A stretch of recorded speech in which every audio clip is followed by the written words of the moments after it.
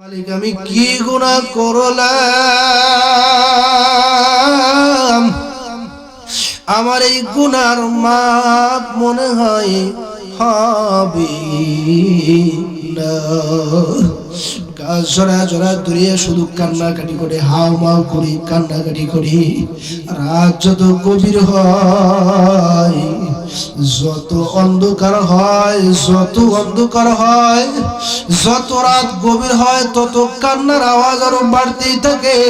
শুধু কান্নার আওয়াজ, আওয়াজ, আওয়াজ আর আওয়াজ। সাইদ ইবনে আব্দুর রহমান রাদিয়াল্লাহু তাআলা আস্তে আস্তে পাহাড়ের পাদদেশ থেকে, নিচে থেকে টিলায় উঠছে, উপরে উঠছি।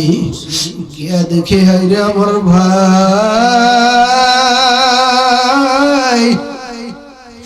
একটা গুনাহ করার কারণে এত পরিমাণ কান্না, এত পরিমাণ কান্না, এত পরিমাণ কান্না। ভাইরে, হযরত সাইদ ইবনে আব্দুর রহমান রাদিয়াল্লাহু তাআলা নিজে পর্যন্ত আশ্চর্যজনিত হয়ে গেছি। ডাক দেয়া বলে, ভাই সাইদ, সাইদ ডাক দেয়া বলে, ভাই সালাবারে গুনাহ করছো ভাই, আমি তোমাকে মাফ করে দিছি, কিন্তু ভাই চলো তুমি আমার ঘরে ফিরে চলো। ডাক দেয়া বলে, ও ভাই সাইদ ইবনে আব্দুর রহমান, তুমি যতই আমাকে বলো না কেন, আমি তোমার ঘরে ফেরত যাব না। ভাবির হাত ধরার পর যখন আল্লাহু আকবার বলছি, তার হৃদয়ের ভিতরে কম্পন সৃষ্টি হয়ে গেছি। আয় হায়, কি করলাম, কি করলাম। নবী আলাইহিস সালাতু ওয়াস সালাম এত সুন্দর করে বয়ান করে শোনালেন, কিছু মানলাম না, ভাইয়ের আমানত রক্ষা করতে পারলাম না, আমানতের খেয়ানত করে ফেললাম, জঙ্গলের দিকে দৌড় মারছি। বাবারে, বয়ানটা দিল দ্বারা শোনা চাই, চোখে পানি আনা চাই।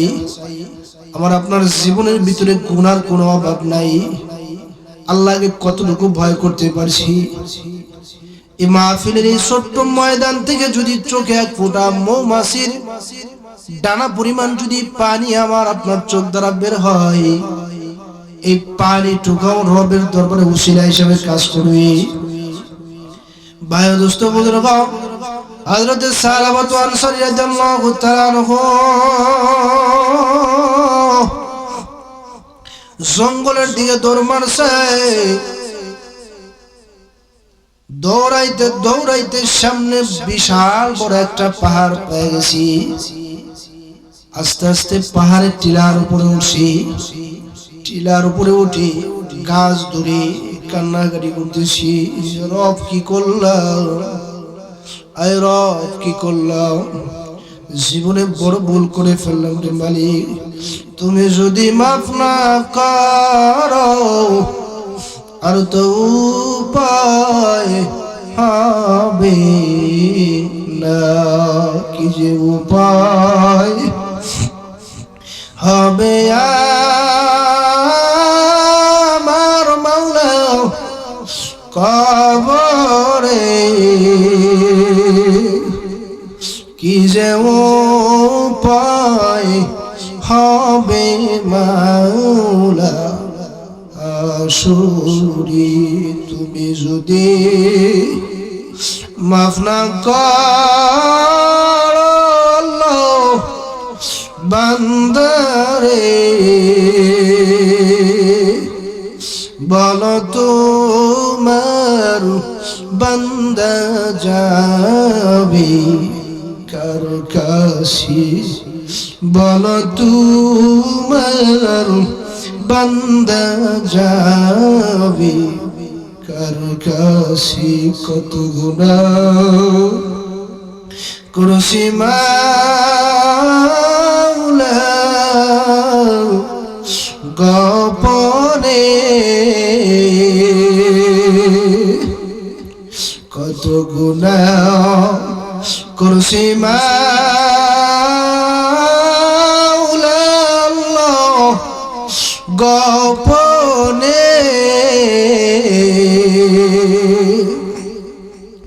মাফ করে দেন ও গো আল্লাহ নিজ গুণে মাফ করে দেন ও গো আল্লাহ নিজ গুণে তুমি যদি মাফ না করো বান্দারে বলো তোমার বান্দা যাবি কার ধারে বলো তোমার বান্দা যাবি কার ধারে সকলেরই দরজা হইতে আল্লাহ ফিরিয়া তোমারি দরজায় রইলাম মাওলা ফরিয়া তোমারি দরজায় রইলাম মাওলা পরিয়া সবাই আল্লাহকে ডাক দেন আল্লাহ আর একটু আওয়াজ করে বলেন না আল্লাহ জোরে আসমান জমিন মুখরিত করেন না বলেন না আল্লাহ আল্লাহ তাআলা আপনি আমাদের সবাইকে কবুল করে নেন জোরে বলেন আমিন ভাই দোস্ত বুজুর্গ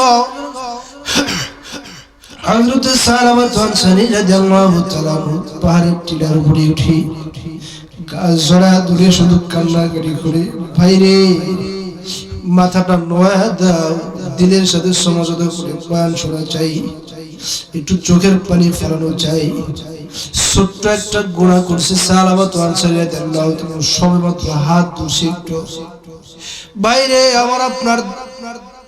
আমার আপনার জিন্দেগীর ভিতরে গুনার কোনো অভাব নাই জিনার গুনাহ আমাদের ভিতরে আছে ভাইরে বিভিন্ন আল্লাহ তাআলার কত নাফরমানি যে আমি আপনি করেছি কত নাফরমানি যে আমি আপনি করেছি কতবার যে আল্লাহ তাআলাকে আমরা কষ্ট দিছি কত হাজার হাজার বার যে রাসূলরে কাঁদাইছি অভাব নাই ভাই দোস্ত বুজুর্গ জীবনে গুনার কোনো অভাব নাই একটু সমঝোতা করে একটু কাদা চাই রে ভাই হযরত সালামাত আনসারী রাদিয়াল্লাহু তাআলা আনহু পাহাড়ের টিলার উপরে বসে বসে শুধু কান্নাকাটি করি এদিকে তার ভাই সাঈদ ইবনে আব্দুর রহমান রাদিয়াল্লাহু তাআলা আনহু সবেমাত্র যুদ্ধ থেকে ফিরে আসছি যুদ্ধ থেকে আসার পরে সর্বপ্রথম স্ত্রীর কাছে চলে গেছি স্ত্রীর কাছে গিয়ে ডাক দেয়া বলে আমার ছোট ভাই কোথায় চলে গেছি বলে তোমার ভাই সালাওয়া তুমি যে তুমি তার কাছে দিয়েছিলে সে আমানত সে রক্ষা করতে পারে নাই বলে আমার ভাই তোমার সাথে কি এমন আচরণ করেছে কি এমন খারাপ কাজ করেছে বলে তোমার ভাই এই কাজগুলো সে আমার সাথে করেছে বলে আর তো কোনো কিছু করে নাই বলে হ্যাঁ আর কোনো কিছু হয় নাই কিন্তু এই কাজ করছি যখন রবের স্লোগান দিয়েছি রাসূলের কথা বলছি ভাইয়ের আমানতের কথা বলছি তোমার ভাই সাথে সাথে চিল্লান মেরে জঙ্গলের দিকে দৌড় মারছে কোথায় গেছে জানি না সাঈদ ইবনে আব্দুর রহমান রাদিয়াল্লাহু তাআলা আনহু খোঁজাখুঁজি শুরু করে দিয়েছে পাগল হয়ে গেছে যে ভাই কোথায় গেল ভাইরে খুঁজে এনে দরকার সাঈদ ইবনে আব্দুর রহমান রাদিয়াল্লাহু তাআলা আনহু চতুর্দিকে শুধু তালাশ করে খোঁজাখুঁজি করে সবাইরে বলাবলি করে যে ভাইরে আমার ভাইরে তোমরা কোথায় দেখছনি সালাবা এরকম গায়ের রং এরকম চেহারা আমার ভাইরে তোমরা দেখছনি বলে না এরকম চেহারা আমরা তোমার ভাইরে দেখি নাই বলে সামনে আগাও সাঈদ ইবনে আব্দুর রহমান রাদিয়াল্লাহু তাআলা আনহু আস্তে আস্তে সামনে যায় যাইতে যাইতে ওই পাহাড়ের পাদদেশ পর্যন্ত চলে গেছে। দেখে ওখানে কিছু মানুষ কৃষি কাজের ভিতরে ব্যস্ত। তো এদেরকে জিজ্ঞেস করে, ভাই এরকম এরকম গায়ের রং, এরকম এরকম চেহারা। একজন ভাই আমার বাড়ি থেকে রাগ করে চলে আসছি, এই বাড়িটারে তোমরা দেখছো নি? বলে না, এরকম দেখি নাই, তবে একটা মানুষের কাদার বড় শব্দ পাওয়া যায়। বলে কেমন কাদার শব্দ পাওয়া যায়? বলে ভাই একটু পরে সন্ধ্যা গড়িয়ে আসবি, যখন মাগরিবের আজান হয়ে যায় তখন এই মানুষটা হাউ মাউ করে কান্নাকাটি করে, একটু পরেই দেখতে পাবেন। ভাইজান আপনি একটু এখানে দাঁড়ান, একটু পরে শব্দ পাওয়া যাবে। হযরতে সাঈদ ইবনে আব্দুর রহমান রাদিয়াল্লাহু তাআলা উদ্ধারে আসি। ভাই দোস্ত বুজুর্গ, হযরতে সাঈদ ইবনে আব্দুর রহমান রাদিয়াল্লাহু তাআলা উদ্ধারে আসে। ঠিক সেই মুহূর্তে সন্ধ্যা ঘনিয়ে আসছে, মাগরিবের আজান হয়ে গেছে। সাঈদ ইবনে আব্দুর রহমান রাদিয়াল্লাহু তাআলা ওই জায়গায় দাঁড়িয়ে আসি। দেখে সন্ধ্যা নামার সাথে সাথে বিকট আওয়াজ পাওয়া যায়, বিকট শব্দ পাওয়া যায়, গাছ জোড়া দ্বারা কেমন জানি কান্নার আওয়াজ পাওয়া যায়। মালিক আমি কি গুনাহ করলাম, আমার এই গুনার মাপ মনে হয় হবে না। গাছ জোড়া জোড়া দূরে শুধু কান্নাকাটি করে, হাও মাও করি, কান্নাকাটি করি।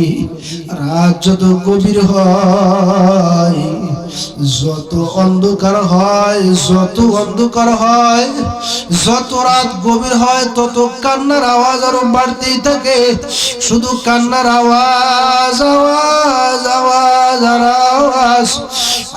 সাঈদ ইবনে আব্দুর রহমান রাদিয়াল্লাহু তাআলা আস্তে আস্তে পাহাড়ের পাদদেশ থেকে নিচে থেকে টিলায় উঠছে, উপরে উঠছি। গিয়া দেখে হায়রে আমার ভাই একটা গুনাহ করার কারণে এত পরিমাণ কান্না, এত পরিমাণ কান্না, এত পরিমাণ কান্না। ভাই রে, হযরতে সাঈদ ইবনে আব্দুর রহমান রাদিয়াল্লাহু তাআলা নিজে পর্যন্ত আশ্চর্যজনিত হয়ে গেছি। ডাক দেয়া বলে, ভাই সাঈদ, সাঈদ ডাক দেয়া বলে, ভাই সালাবা রে, গুনাহ করছো ভাই, আমি তোমাকে মাফ করে দিছি, কিন্তু ভাই চলো তুমি আমার ঘরে ফিরে চলো। ডাক দেয়া বলে, ভাই সাঈদ ইবনে আব্দুর রহমান, তুমি যতই আমাকে বলো না কেন, আমি তোমার ঘরে ফেরত যাব না। বলে ভাই কেন যাইবা না? বলে ভাই রে, আমি যে গুনাহ করছি এই গুনার মাফ হবে নাকি আমি জানি না। যতক্ষণ পর্যন্ত নিশ্চিত না হতে পারবো ততক্ষণ পর্যন্ত আমি মদিনায় ফেরত যাব না। জোরে বলেন না সুবহানাল্লাহ। মদিনায় ততক্ষণ পর্যন্ত ফেরত যাব না যতক্ষণ পর্যন্ত গুনাহ মাফের নিশ্চিত নিশ্চয়তা যতক্ষণ পর্যন্ত না পাইব। হযরতে সালাবা তো আনসারী রাদিয়াল্লাহু তাআলা কে ভাই সাঈদ ইবনে আব্দুর রহমান জোরাজুরি শুরু করছে যে ভাই চলো না আমার সাথে চলো, আমি তোমাকে মাফ করে দিছি। বলে না ভাই, আমি এভাবে মদিনায় ফেরত যাইব না। যদি তুমি আমাকে নিতেই চাও, যদি আমাকে মদিনায় ফেরত যাইতেই হয়, যদি আমি মদিনায় ফেরত যাই, তাহলে তুমি আমার হাতের ভিতরে, পায়ের ভিতরে, মাজার ভিতরে রশি লাগাও। রশি লাগায়া টানতে টানতে টানতে টানতে আমাকে মদিনায় নিয়ে যাও। তবে ভাই সাবধান, আমি তোমার ঘরে প্রথমে যাব না। বলে প্রথমে কোথায় যাইবা? বলে খলিফা তো আরবা, যে খলিফা চারজন খলিফা, খুলাফায়ে রাশিদিন, বলে চারজন খলিফার ভিতরে সবচেয়ে বড় খলিফা হযরত ওমর রাদিয়াল্লাহু তাআলা আনহুর দরবারে আমাকে প্রথম নিয়ে চলো। হযরত আবু বকর রাদিয়াল্লাহু তাআলা আনহু যে প্রথম খলিফা, তার দরবারে নিয়ে চলো। যদি সে মাফের ঘোষণা দেয়, যদি সে মাফের কথা মানে শোনায়, তাহলে আমি রাসূলের কাছে যাইব। যদি রাসূল মাফির কথা বলে, তাহলে আমি মদিনাতে যাব, স্থায়ীভাবে থাকব। আর যদি মাফের কথা না বলে, তাহলে আমি মদিনাতে কোনোদিন যাব না। বলে সালা বলে তোর কথায় আমি রাজি। বলে হাতের ভিতরে রশি লাগাইছে, কোমরের ভিতরে রশি লাগাইছে, এর ভিতরে বেরি লাগাইছে। ভাইরে, হযরত সাঈদ ইবনে আব্দুর রহমান রাদিয়াল্লাহু তাআলা টানতে টানতে সর্বপ্রথম আবু বকর রাদিয়াল্লাহু তাআলার দরবারে নিয়ে গেছে। আবু বকরের ডাক দিয়ে বলে, ভাই আবু বকর, ও ভাই আবু বকর, আবু বকর রে, এই যে আসামি গুনাহ করছি, মদিনাতে আসতে চাই না। বলে ভাই, ওই যে গুনাহ করছে, এই গুনাহ মাফ হওয়ার কোনো আশা আসেনি। বলে ভাই, ও যে গুনাহ করছে জানি না এই গুনার কোনো মাফ হবে কিনা জানি না, তবে এই আসামি ওরে আমার দরবার থেকে দ্রুত তাড়াইয়া দি। ওরে আমি দেখতে চাই না, ওর চেহারা পর্যন্ত আমি দেখতে চাই না, ওকে সরাইয়া দি, আমার দরবার থেকে ভাগাইয়া দি। সালা ভাই এমন কান্নাকাটি শুরু করছে, হায় রে, আবু বকর আমারে তাড়াইয়া দিল, চলো না এবার ওমরের দরবারে নিয়ে চলো। ওমরের দরবারে নিয়ে গেছে, ডাক দে বলে, ভাই ওমর,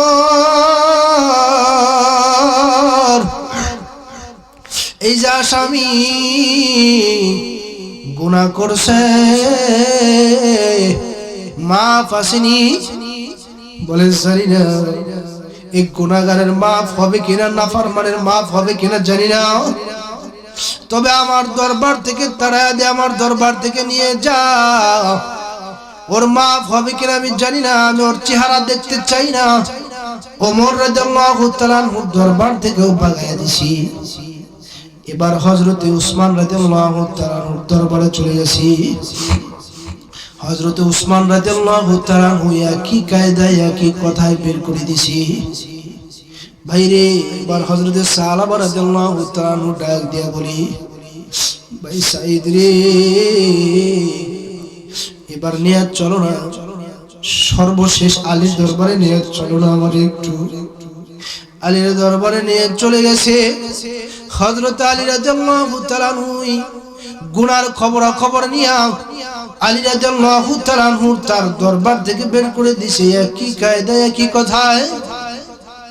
এবার কেউ পাত্তা দেয় না, কেউ তার মাফির কথা বলে না। সর্বশেষ আমার আপনার নবী সরকার দু আলম কামলি ওয়ালা নবী, দু জাহানের বাদশা মুহাম্মদুর রাসূলুল্লাহ সাল্লাল্লাহু আলাইহি ওয়াসাল্লাম এর দরবারে নিয়ে গেছে। ডাক দেয়া বলে, ইয়া রাসূলুল্লাহ,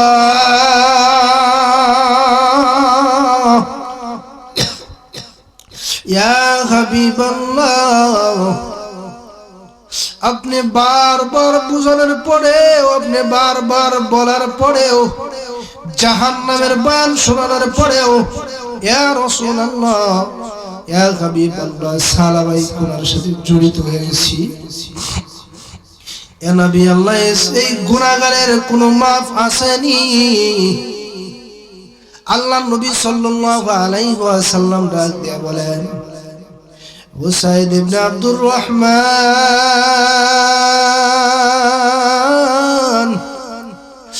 এই নাফরমানের মাফ হবে কিনা আমি জানি না, এই নাফরমানের মাফ হবে কিনা আমি জানি না। ভাগো ভাগো, আমার দরবার থেকে সরো, ওর চেহারা আমি দেখতে চাই না, এই নাফরমানকে আমার দরবার থেকে নিয়ে যাও। আখরে ভাই হযরত সালাবাত আনসারী রাদিয়াল্লাহু তাআলা আনহু সাথে সাথে সাইদ ইবনে আব্দুর রহমানের সোনা দুছে রাগ দেয়া বলে, ভাই সাইদ রে,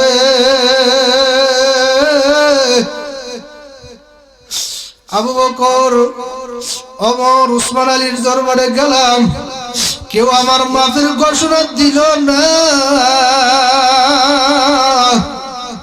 সর্বশেষ নবী আলাইহিস সালাতু ওয়াস সালামের দরবারে গেলাম, রাসূল আমার মাফের কোনো কথা বলল না। ও সাইদ ইবনে আব্দুর রহমান, আমি এই মদিনাতে জিন্দেগিতে কোনোদিন থাকতে চাই না। আমি মদিনাতে থাকবো না, জীবনেও কোনোদিন মদিনায় আসবো না, যতদিন পর্যন্ত চার খলিফা, যতদিন পর্যন্ত এই চারজন সাহাবী, যতদিন পর্যন্ত আমার আপনার নবী সরকার দো আলম সাল্লাল্লাহু আলাইহি ওয়াসাল্লাম খুশি না হবে, ততদিন পর্যন্ত আমি সালামা মদিনায় ফেরত আসব না। এই কথা বলি ভাইয়ের কাছ থেকে রশি খুলে আবার দরবার শেষ করে দিয়ে, বাইরে আমার আপনার জীবনের গুনার কোনো অভাব নাই। ও যুবক ভাই, কতদিন না মা বাবারে কাঁদাইছ,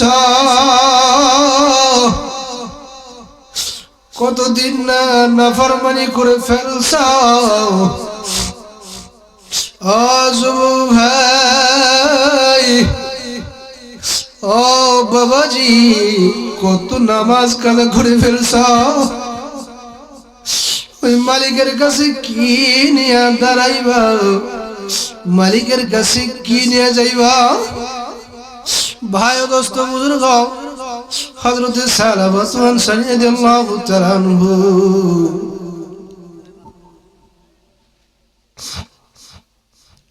আবারও পাহাড়ের চূড়ায় উঠছি। পাহাড়ের চূড়ায় উঠে আবারও গাছ ধরে কান্নাকাটি শুরু করছি, কাঁদতেছি, কান্নাকাটি করি। ভাইরে, মাথার একটু নোয়া দেবে, একটু কান্নাকাটি করা চাই, চোখ ধরে একটু পানি বের হওয়া চাই রে বাবা। হযরত সালাবাত আনসারী রাদিয়াল্লাহু তাআলা আনহু আবারও পাহাড়ের চূড়ায় উঠে, পাহাড়ের টিলার উপরে উঠে কান্নাকাটি শুরু করছি, কাঁদতেছি।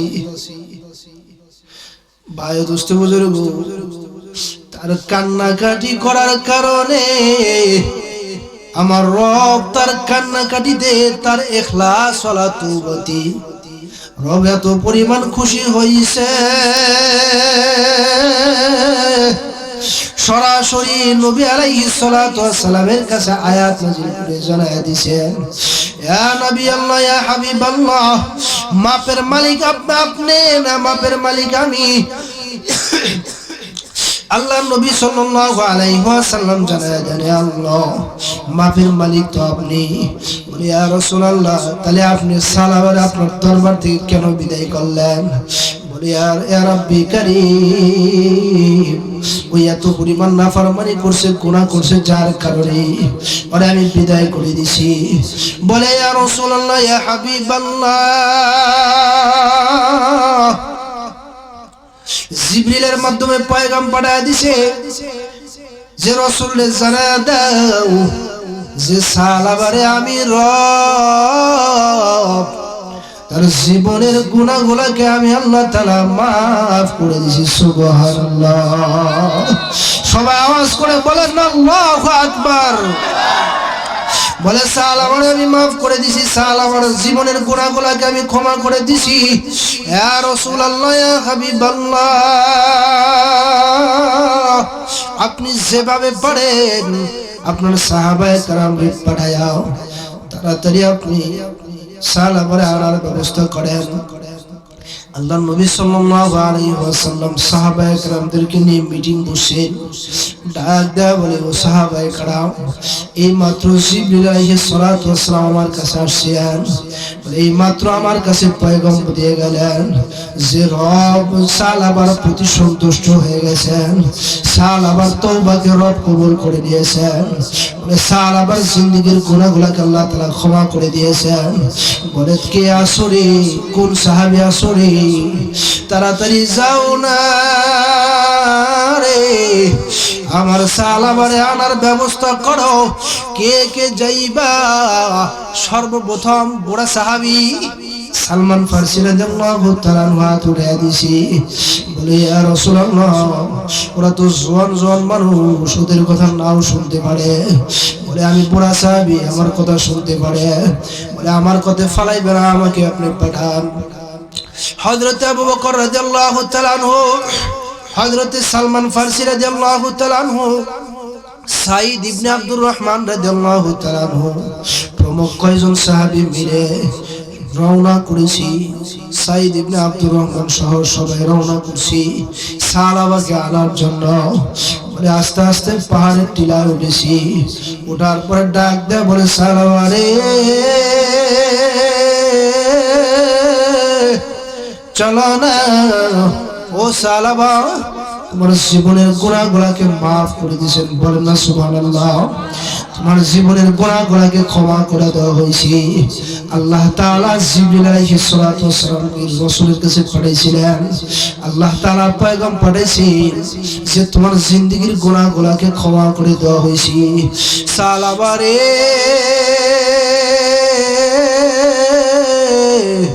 চলো না, মদিনায় ফেরত চলো। বলে আমার প্রতি কি সবাই সন্তুষ্ট? বলে হ্যাঁ, 4 সাহাবী সহ সমস্ত সাহাবায়ে কেরাম তোমার উপর সন্তুষ্ট। বলে কে আর কে কে সন্তুষ্ট? রাসূল কি আমার উপর সন্তুষ্ট? বলে হ্যাঁ, স্বয়ং নবী আমাদেরকে পাঠাইছে তোমার কাছে। চলো না, এখনই চলো, আমাদের সাথে মদিনায় চলো। সালাবাতু আনসারী রাদিয়াল্লাহু তাআলা আনহু মদিনায় যায় রে। নবী আলাইহিস সালাতু ওয়াস সালাম নামাজের মুসাল্লায় মসজিদ নববীর ভিতরে, ভাই দোস্ত বুজুর্গ, মসজিদের মুসাল্লায় যায়, নামাজের মুসাল্লায় নবী আলাইহিস সালাতু ওয়াস সালাম, আল্লাহ নবী সাল্লাল্লাহু আলাইহি ওয়াস সালাম নামাজের ভিতরে দাঁড়ায়া নবী আলাইহিস সালাতু ওয়াস সালাম তেলাওয়াত করতেছেন সূরাতুত তাকাসুর।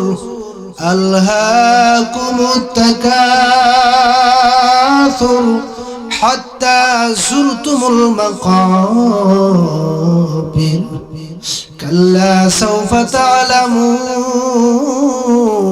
সুম্মা কাল্লা সাওফা তা'লামুন। সূরাতুত তাকাসুর নবী আলাইহিস সালাতু ওয়াস সালাম তেলাওয়াত করতেছে। পিছন থেকে সালাবাতু আনসারী রাদিয়াল্লাহু তাআলা আনহু নামাজের মুসাল্লায় দাঁড়ায়া আল্লাহ নবী সাল্লাল্লাহু আলাইহি ওয়াসাল্লাম যখন এই আয়াত কারিমা তেলাওয়াত করছে, জান্নাত জাহান্নামের কথা, জাহান্নামের ভয়াবহ আযাবের কথা, এই সূরার ভিতরে জাহান্নামের কিছু নিদর্শনাবলী তুলে ধরা হয়েছে বাবা। যখন এই নিদর্শনাবলী নবী আলাইহিস সালাতু ওয়াস সালাম তেলাওয়াত করে, সালাবাতু আনসারী রাদিয়াল্লাহু তাআলা আনহু এমন বিকট আওয়াজ করছে, একটা রবের দরবারে একটা আওয়াজ করছে, দপস করে আল্লাহু আকবার স্লোগান দিয়া জমিন থেকে সাথে সাথে জমিন থেকে সালাবাতু আনসারী রাদিয়াল্লাহু তাআলা বিদায় নিয়ে চলে গেছেন। সুবহানাল্লাহ বলেন। নামাজের মুসাল্লায় দাঁড়ায়া সালাবাতু আনসারী রাদিয়াল্লাহু তাআলা শেষ নিঃশ্বাস ত্যাগ করেছেন।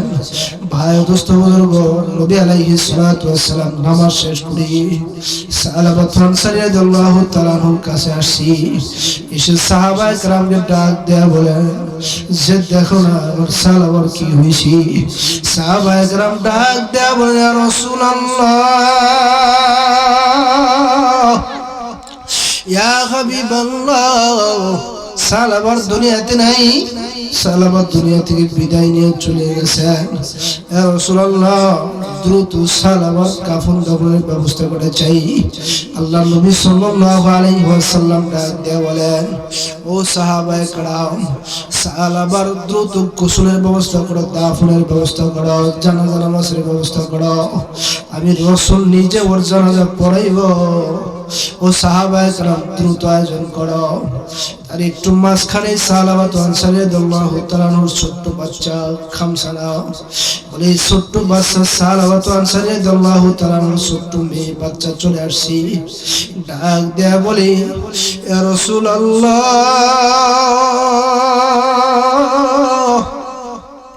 ইয়া হাবিবাল্লাহ, আমার বাবার কি হইছে? বলে, তোমার বাবা তো দুনিয়া থেকে বিদায় নিয়ে চলে গেছে। রাসূলের ডাক দেয়া বলেন, ইয়া রাসূলুল্লাহ, আপনারা তো সাহাবী হারাইলেন, কিন্তু আমি তো বাবা হারাইলাম। জিন্দেগি তার বাবা বলে কাউকে ডাক দিতে পারবো না। আমি তো কাউকে বাবা বলতে পারবো না, আমি তো বাবা হারাইলাম। আল্লাহ নবী সাল্লাল্লাহু আলাইহি ওয়াসাল্লাম ডাক দিয়ে বলেন, মেরে তোর বাবা সালামত দুনিয়া থেকে বিদায় নিয়ে চলে গেছে, কিন্তু সবাই তোর বাবার উপর বড় সন্তুষ্ট, স্বয়ং রব তোর বাবার উপর সন্তুষ্ট। মেরে কষ্ট নিবা না, আমি আজকে থেকে তোমার জন্য উত্তম বাবা হয়ে গেলাম। সুবহানাল্লাহ।